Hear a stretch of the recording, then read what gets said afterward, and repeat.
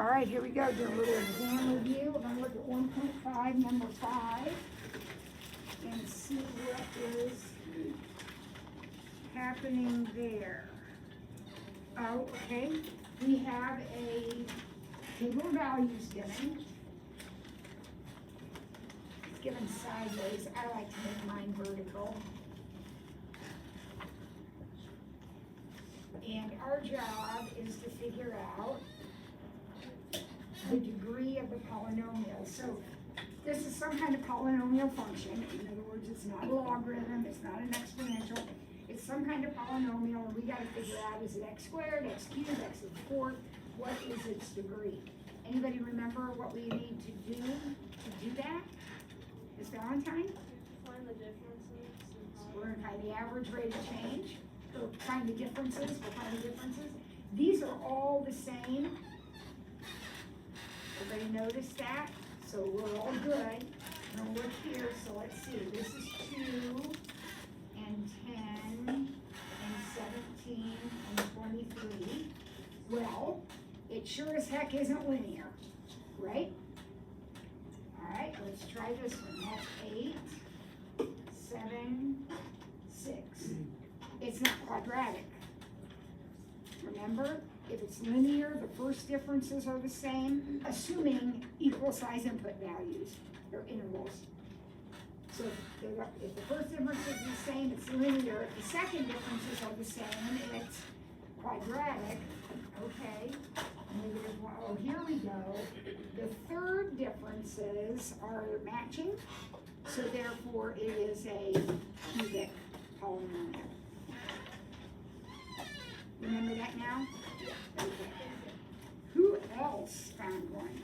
1.62. 1.6, number 2. Give the end behavior, so I'm just gonna write down, this is gonna be my end behavior.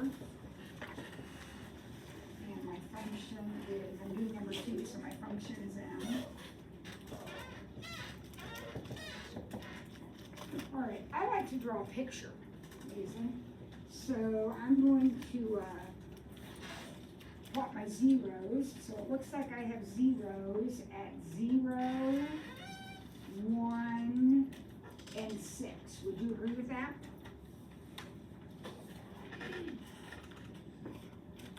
All right, now I'm going to sketch it, and I need to know where to start. So what is the degree? How many x's do I have here altogether? 4? Yeah. But be really careful, this problem's a little tricky, because if you actually multiplied it all out, you would have x to the 4th, but it would be negative x to the 4th. Do you see that? So x to the 4th should be this. This is x to the 4th. But because of the negative in front, it's going to start down here. And I'm talking about the negative in front of that 1x that's going to multiply to give me a negative x to the 4th. Now, what does it do when it hits that 0? I didn't write down my equation. When it hits 0, it just goes right through, doesn't it? What's it do when it hits the 1? Bounces. And when it hits the 6, it goes through. So there is my picture. So end behavior is down, down. So negative infinity for both.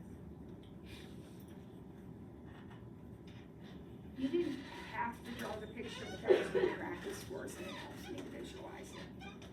For that one, the exponent's for the right side, right? Or is it the negative? What now? What? Like, when looking at right and left side, do you look at the weighted coefficient for the right side or the exponent?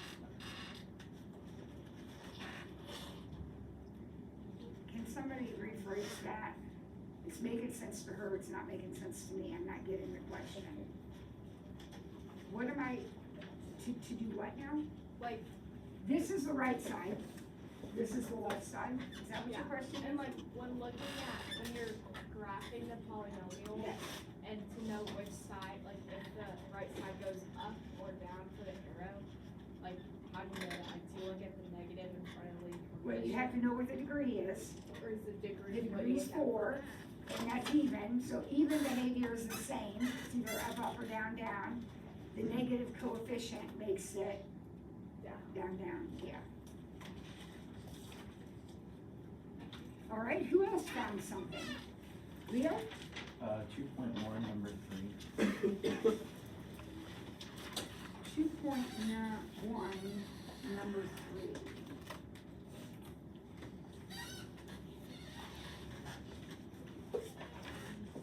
One, 3, 2, 6, 4, 12, 8, 24.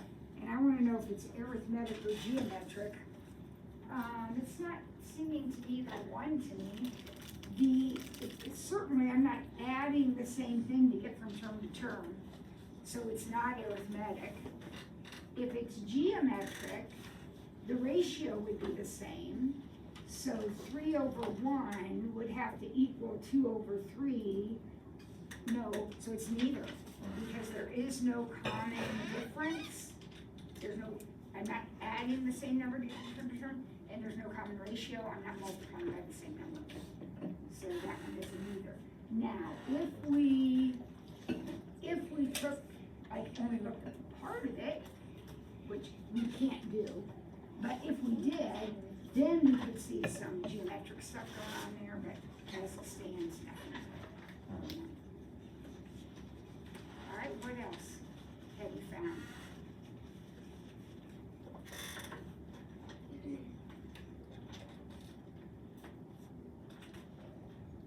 When you look at like 2.2 and you see those blanks there, those are over on the addendum pages. Remember we talked about that yesterday? Those are the extra ones that, for whatever reason, I didn't put in, so I added 2.12. 2.1. 2.12. Okay, that is our current material, 2.12. Let me find it. All right, what am I looking at on 2.1? The geometric.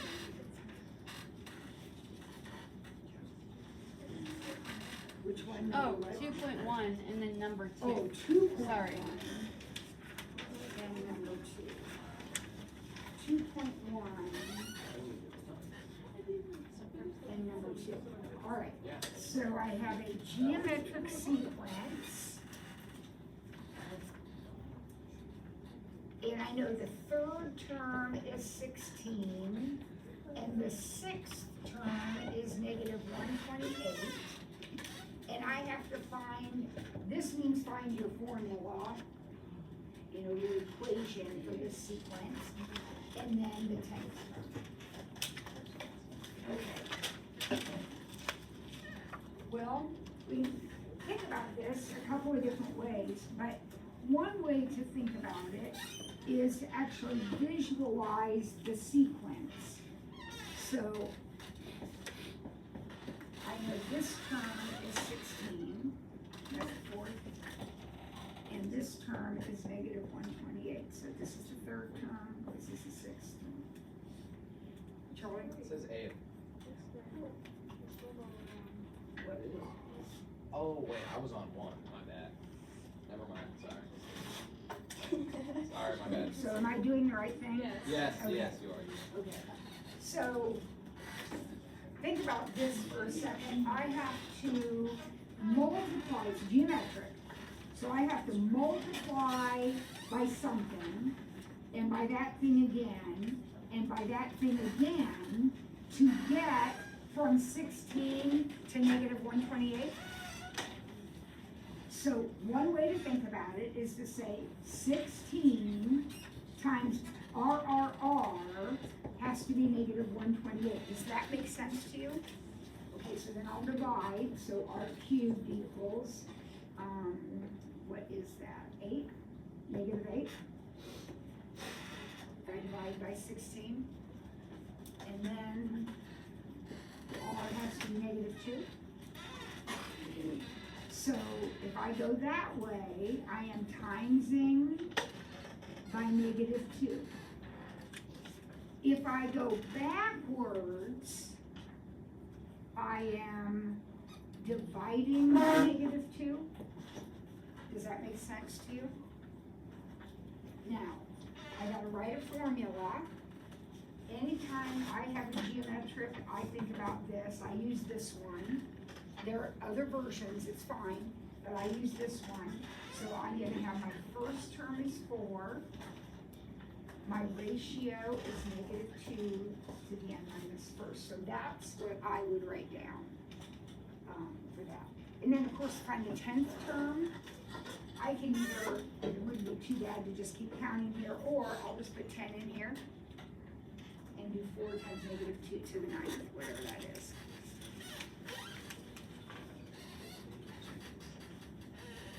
Could you 1.11 number 4? 1.11, number 4. So we have a binomial.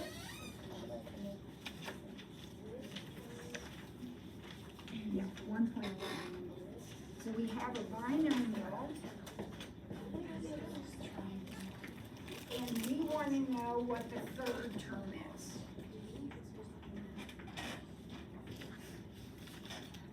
So obviously, if we actually FOILed this thing out, it would be very, very big. Caitlin? Wouldn't it be 2x minus 3?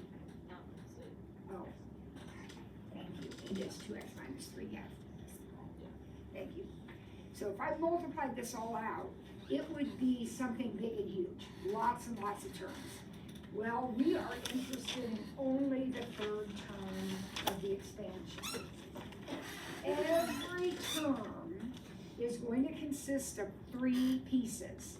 It's going to have some kind of coefficient, some kind of number. It's going to have some power of 2x and some power of -3.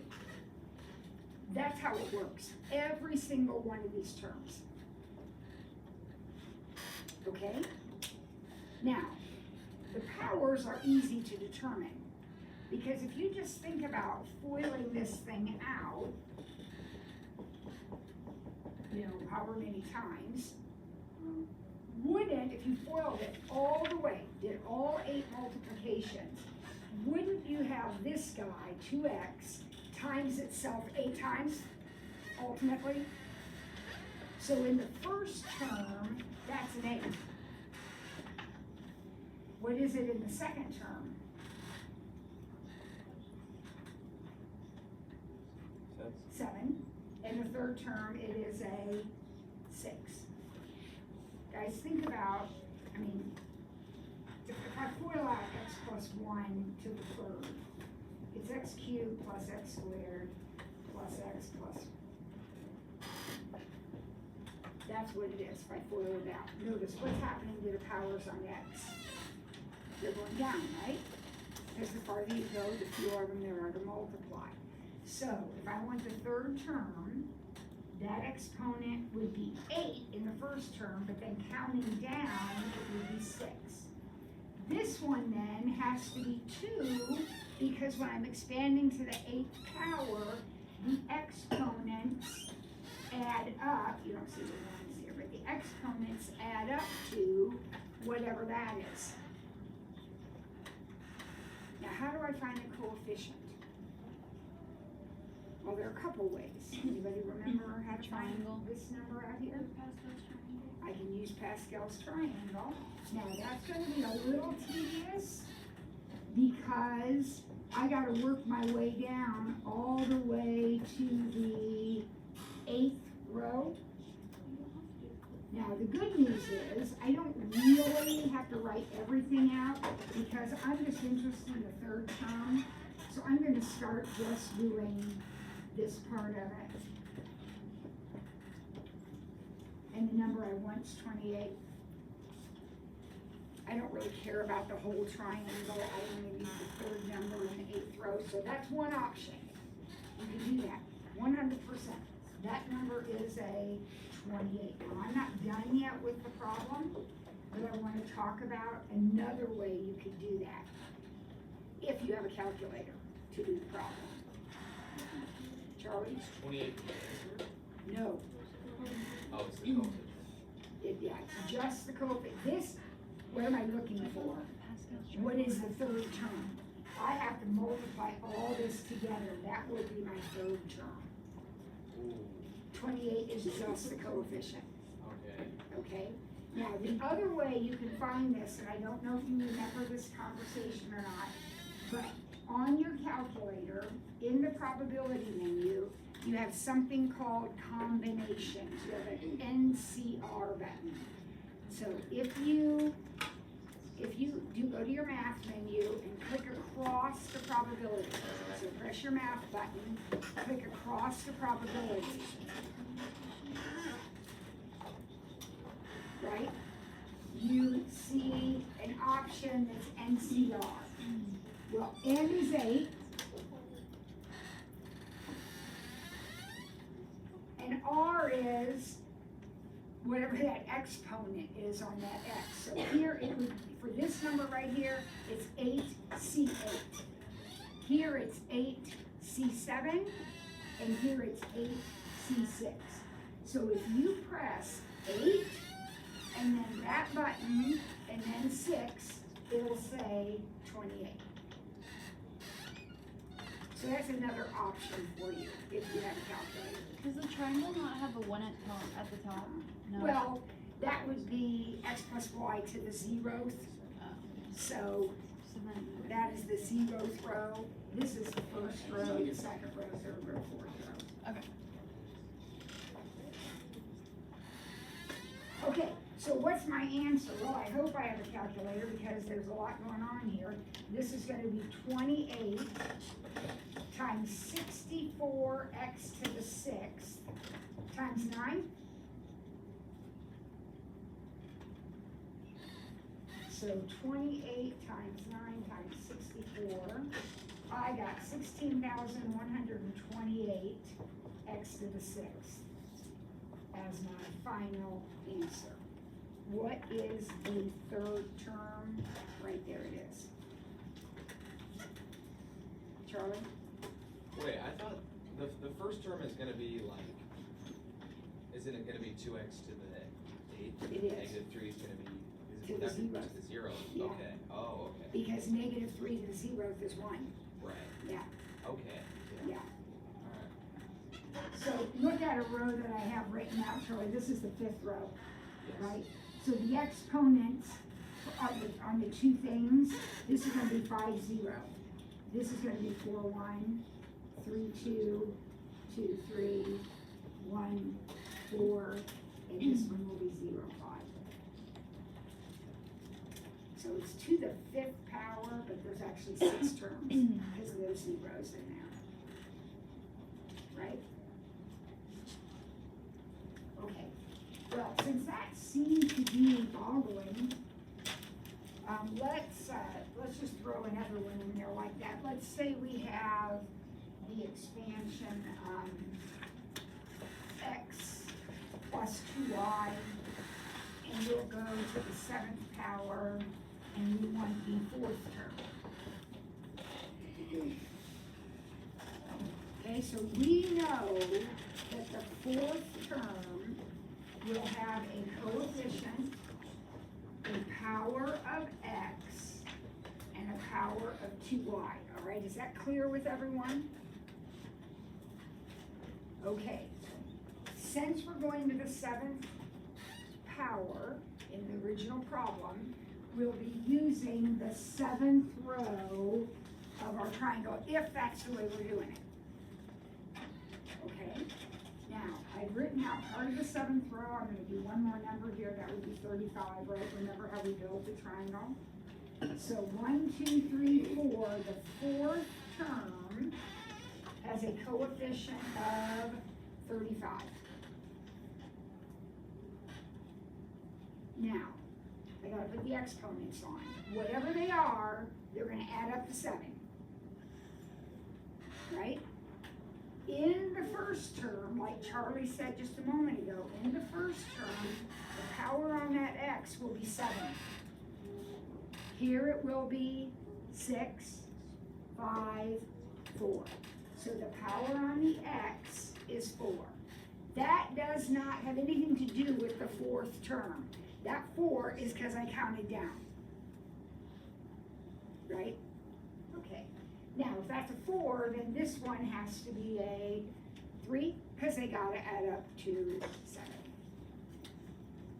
So then I'm gonna have 35 x to the 4th and 8y cubed, which will be 280 x to the 4th.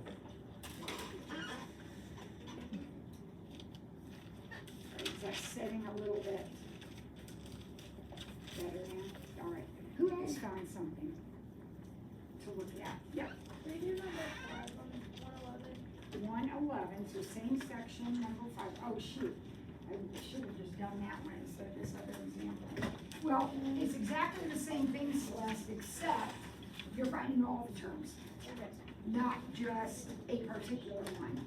But remember, every term is in the 4th power, so I'm gonna keep my 4th row. Every term is gonna have those same 3 components. Okay, so my coefficients are gonna be 1, 4, 6, 4, 1. Those are my coefficients. Each term is gonna have that. Each term is gonna have an x and a negative 2y. Are you seeing this is identical to what we just did, except I have to do it for every term.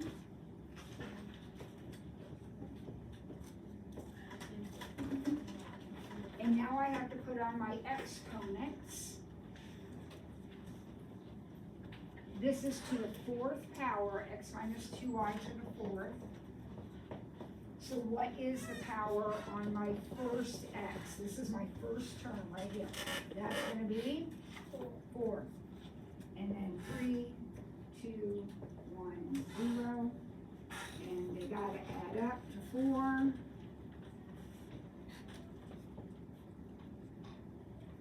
I'll separate each term. These are individual terms. I don't wanna end up multiplying it all together. And then I just simplify each one. So this one would just be x to the 4th.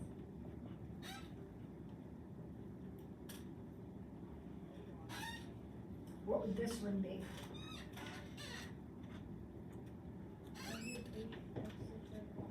Yep, exactly right. How about this one? Perfect. 24x squared y squared, that's exactly right. Almost done. What's this one?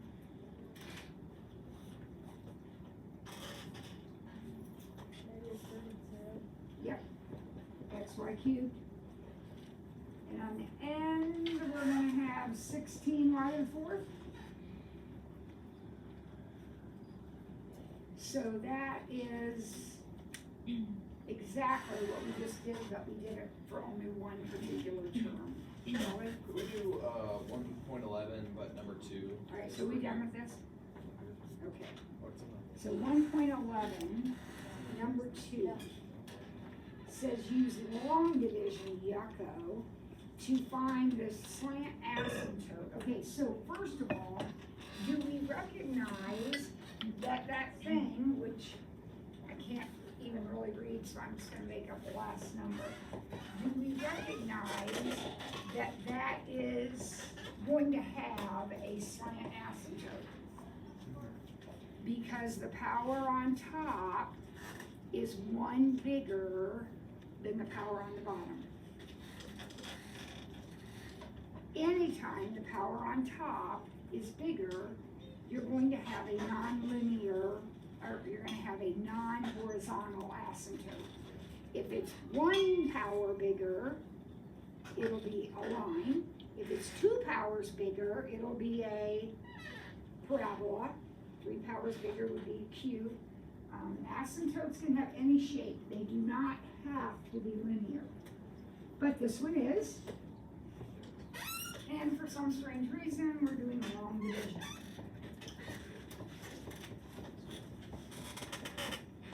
So that's long division, right? If the power's bottom on the bigger, is the horizontal asymptote 1? Is that 0. right? It's 0. 0. Because then, just think about it, just logically, Charlie, if you have an equation like this, x plus 5 over x squared minus 3x minus 1. Remember, horizontal asymptotes are end behaviors. So what's the limit of this thing as x approaches infinity? Think about it now, just intellectually. As x approaches infinity, it's getting really, really big. The top is getting very big. That's like infinity plus 5. That's a big number. But the bottom is infinity squared. Yeah. So clearly, that denominator is growing faster than the numerator, which means your fraction is getting smaller and smaller. Yeah, that's gonna have a horizontal asymptote at 0. Anytime, yeah. All right, that is not our case here. Here, our numerator is growing faster than our denominator, so ultimately, the curve is gonna be shooting off into space. So we gotta figure out which line it's following. So here we go. Just for the record, I hate long division. Of all kinds, even with regular numbers, I just hate it. But anyhow, how many times does 2x go into 6x squared? 3x. You can put it anywhere you want up there. I like to keep everything lined up, so I'm putting my 3x above my x term, but where you put it is irrelevant. 3x times 2x is 6x squared. 3x times negative 1 is negative 3x. All right, everybody with me so far? I put a number up there so that when I times it by this first thing, I get that. That's the key. I gotta match that. Then, like in all division, at this point, I subtract. These go away, which that's why we made sure they matched. And now I have 4x, and I'll bring down my 5. 2x times something has to be 4x. So this is gonna be a plus 2. 2 times 2x is 4x. 2 times negative 1 is negative 2. And then I'll subtract. Now, I end up with a remainder, but for terms of the slant asymptote, the remainders are irrelevant. I only care about the quotient. So my slant asymptote is the line 3x plus 2.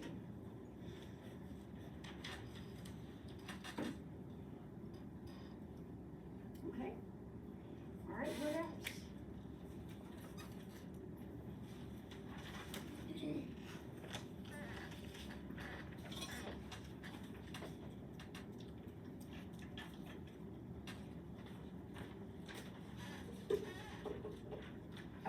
Look at 1.7. This is what we were just talking about. For problem number 1, the end behavior asymptote would be y equals 3/5. As you draw your picture and you go off the page, it's going to be approaching 3/5. Now what about number 2? The end behavior asymptote for G, which is written right next to it there, G would be y equals 0, because the power on the bottom is bigger.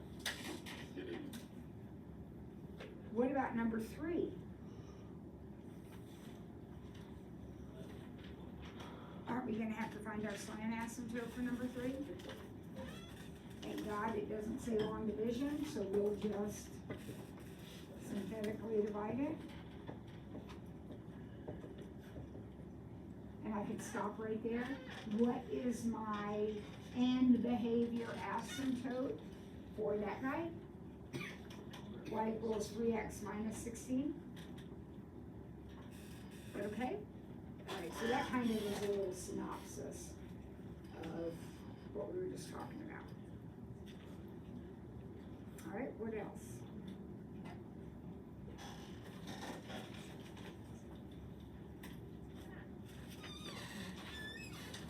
Yep. 1.13 and then question 3. 1.13 2.133. Find the residual for D equals 7 for each model. Okay, so I have to find a linear regression model and a quadratic regression model. All right, so let's do a linear first, okay? I'm gonna do one more time anyway, so let's do.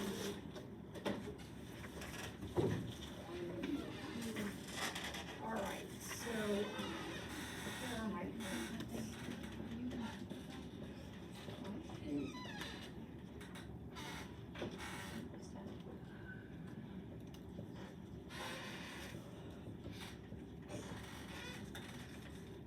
Right, I'm gonna find a linear regression, so I'll go to my calculator.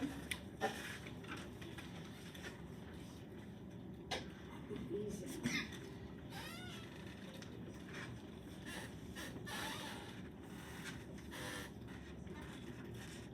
Take out the old one.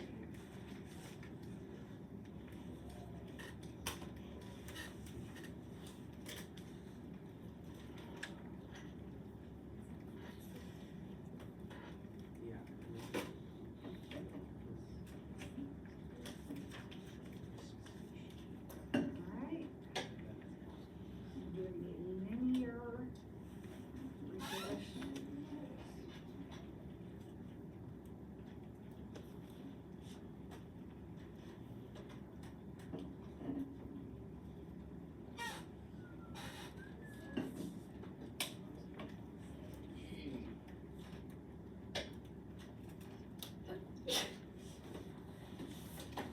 Okay, so I got my regression model, hopefully it matches yours.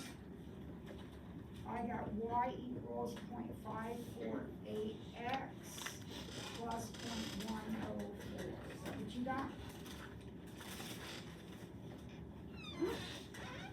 Anybody else get that? You did? All right, so I want the residual for D equals 7. Okay, so how do I find a residual? How do I calculate a residual? Actual minus predicted. Actual minus predicted. And predicted comes from the model, actual comes from the actual data, which is here in the table. So I can go ahead and find my predicted by plugging in 7. So y7. I got 3.941. I'm rounding to the nearest thousand. So my residual would be 3.9 minus that, which is negative 0.041. I guess I could have done that. Now I have to interpret that. We do that with the actual Yep, too. you absolutely can. That'll come out to be the same thing. Now, we have to interpret that. So let's go back and see what were my variables? D was the days, and this was the height. Okay, so interpret that number. What is that number telling me? On day 7, the model overestimated the height of the seedling by 0.041, was it inches? Whatever that unit was, inches. Okay, so on day 7, the model overestimated the height by 0.041 inches. Okay, is that okay? Now, I'm not gonna do the other one, it's exactly the same, only it's a quadratic regression. So you'll have a different equation, but the process is the same.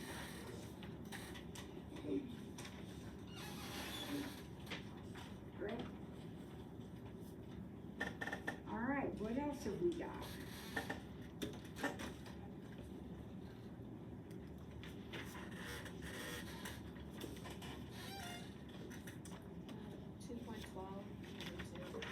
Two point 2.12.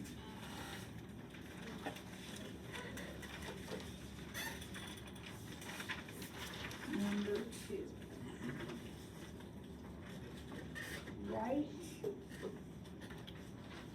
Write this logarithm as multiple logarithms. So in other words, expand it. General rule of thumb is we're gonna have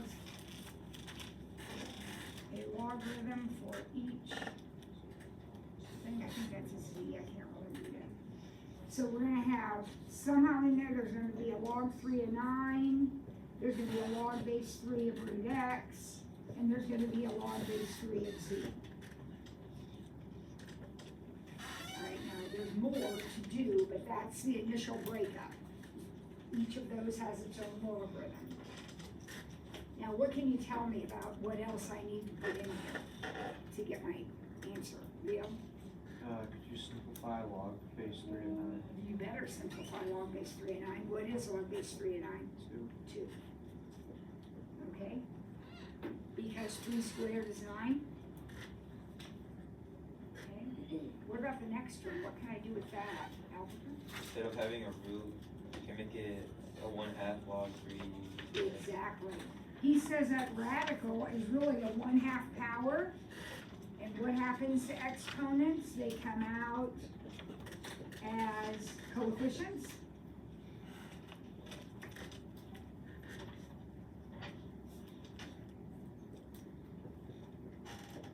All right, now there's one more thing I gotta put in there. That looks really, really good, but there's one more thing that's missing. You gotta subtract the log base, like This one's gonna be subtracted, and this one is going to be added because multiplication translates into addition. And vice versa. Okay?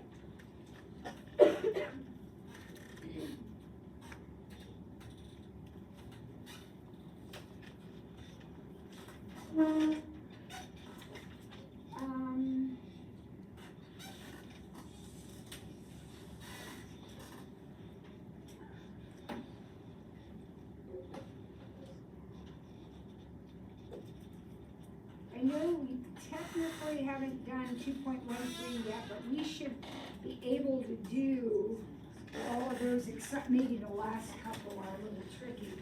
Let's see what you would do with 2.13, number 7. We gotta find the inverse of this. You should be able to find the inverse of just about everything. So tell me about that. How do we find an inverse? Switch x and y, so we're gonna say x, this is like y. So we'll say x equals 5 times 2 to the y plus 4.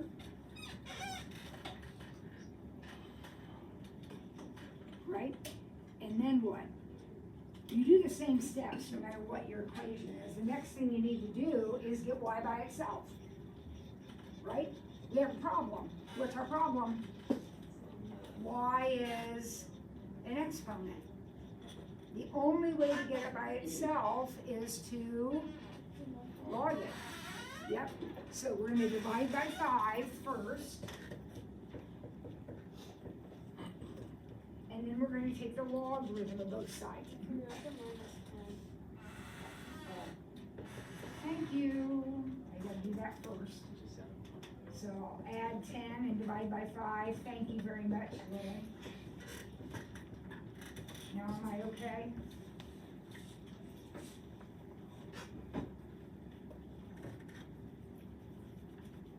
So I switch my variables. I switch my variables, and then I added 10 and divided by 5, so that I had this by itself. That okay? Now I'm gonna log both sides. And you know what? How about if I log base 2 both sides? What's the advantage to that? Remember, logarithms work the same no matter what the base is, so you get to pick your base. What would be the advantage to picking base 2, Patrick? You get rid of the exponent on the right. This is all gone, right? And all I have over here is y plus 4.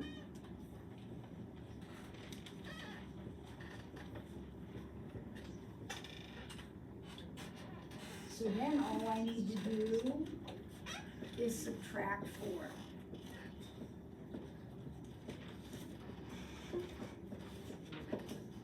And there is your inverse. So let's go back through this again now. Let's go back through it again. So first of all, we switched our variables, which is what you do in every inverse problem you ever do. Then we noticed, I gotta get y by itself. It's an exponent. I need to take its logarithm. I need to do some logarithm stuff to get that to come down. So before I get the logarithm, added the 10 and divided by 5. So that this guy was all by himself. Then I chose base 2. You could have LOG'd, but if you LOG, it's gonna be bigger than this. There's gonna be more to it than this. So base 2 was a good choice to eliminate that. And then just subtract 4, and that's your inverse. Can you explain again why like log 2 of 2, like gets rid of the 2? If there's like. Think about this, Charlie. Let's say we have, the log base 2 of 4. Let's use a different number, let's say 8. Okay. Then let's say 2 to the x equals 8. So you would tell me x equals 3, right? Yeah. Because 8 is 2 cubed.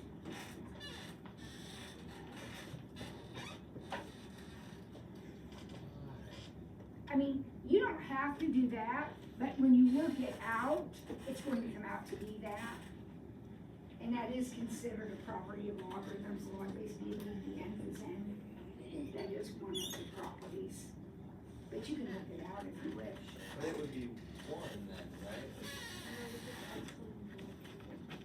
The log base 2 of 2 to the third is 3.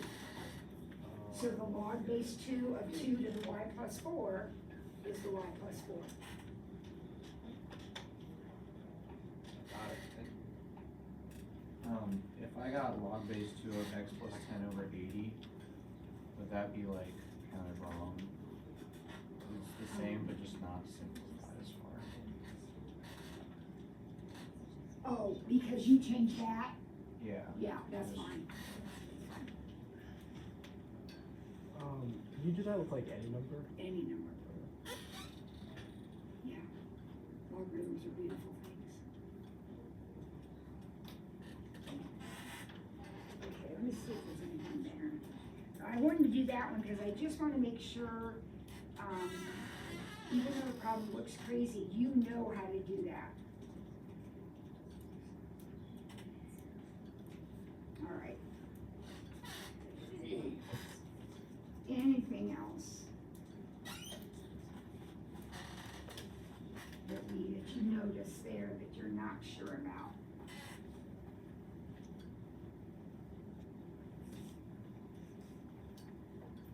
Yeah. Can we do 1.81, like 1.8? 1.8, number 1? Yeah.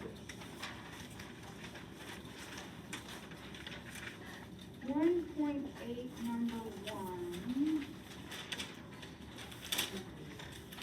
Alright, make sure I copy this down right.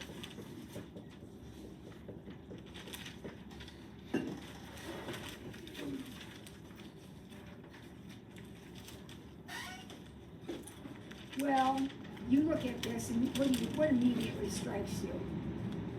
I can factor in. So I would suggest you do that. So x minus 2x plus 2 over x minus 5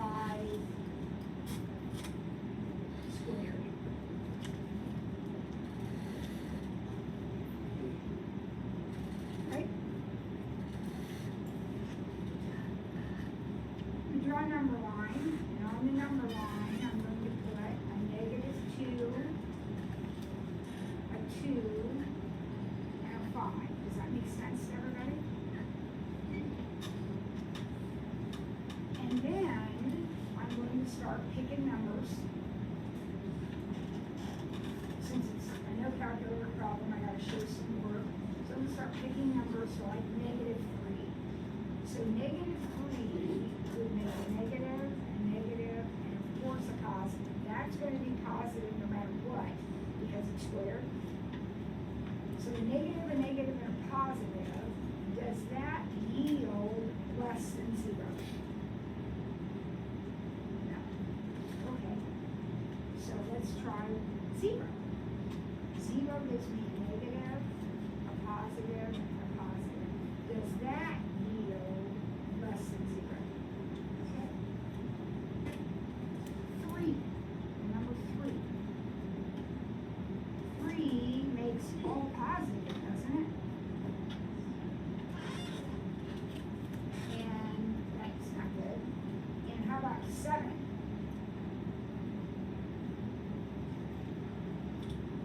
Not good either. So it looks like my answer is everything between -2 and 2.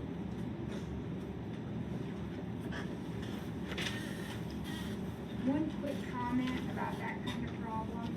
If this had been an or equal to, the only thing that would change is that these 2 dots would get filled in. And then I would use the brackets. That will never get filled in because that came out of the denominator. And you can't be 5, no matter what that sign is, you can't be 5, so that would always be open. Roy? 212.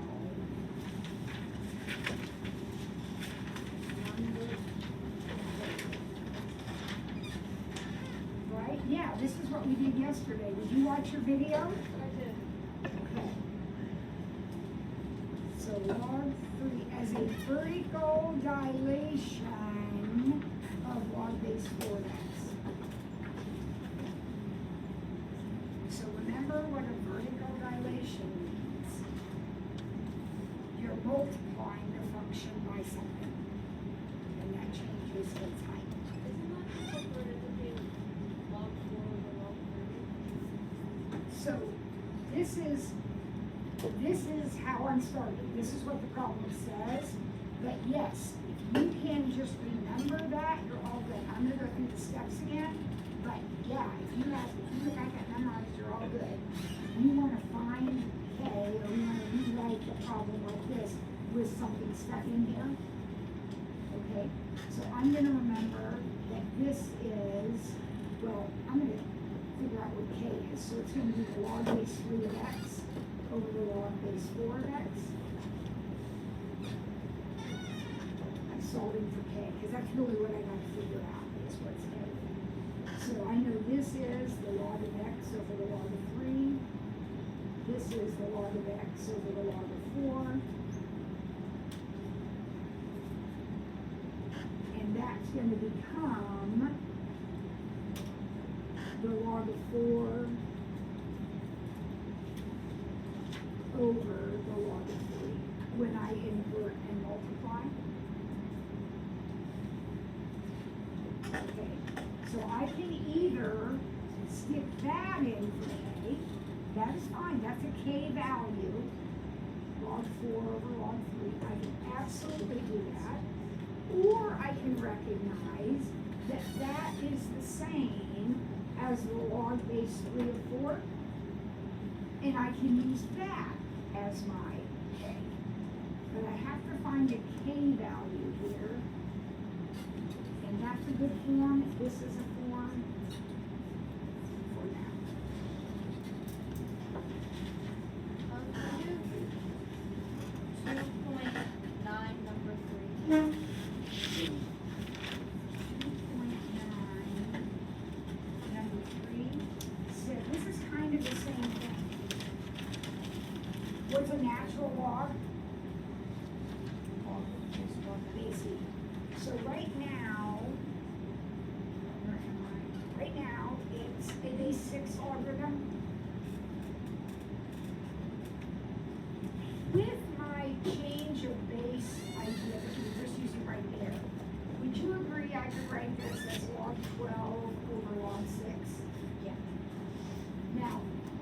did that, the base I used was base 10.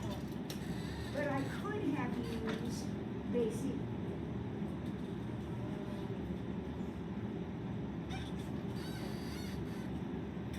But any base. So over here, we were kind of doing base 3 stuff. A minute ago, I did base 2 stuff. Pick your base. In this case, they picked it for you. Thank you.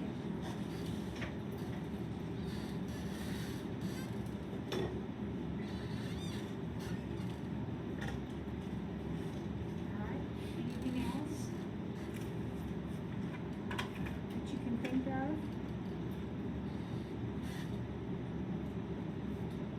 Alright, well, you got about 10 more minutes.